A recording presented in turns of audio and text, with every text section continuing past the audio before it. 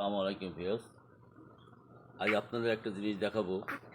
আর কবুতরের গায়ে যে পরজীবীটা হয়, উকুন বলি আমরা, অনেক সময় ওদের রক্ত চুষে খায়, কবুতর অসুস্থ হয়ে যায়। তারপরে আপনার কবুতর ছটফট ছটফট করে দেখবেন শুধু সারাদিন গাছল করছে, অনেক সময় ডিম তাওয়া দিয়ে দৌড় মারছে, গার মধ্যে যখন জ্বালা পড়ে যায়। আপনারা এর জন্য প্রতিকার করবেন। আপনারাই দেখেন, এ মেকনিপ ভেট পরজীবী নাশক। এই পরজীবী নাশক আপনারা কিভাবে দেবেন, ওদের প্রতিকার কি আপনাদের একটু দেখাচ্ছি।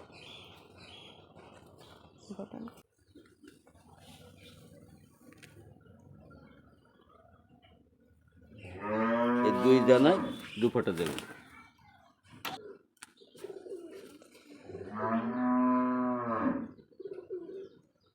দেখেন এইভাবে দেন, দিলে আপনার কবুতর সুস্থ থাকবে, আপনার কবুতরের আর কোনো সমস্যা হবে না। আপনার কবুতর থাকবে আর গা তুলবে না, ডিমও সুস্থ ডিম পাবেন ইনশাল্লাহ, আলহামদুলিল্লাহ। আপনারা এগুলো করবেন, একটি ভেট দেবেন, দিলে আপনার কবুতর সুরক্ষা থাকবে। আসসালামু আলাইকুম।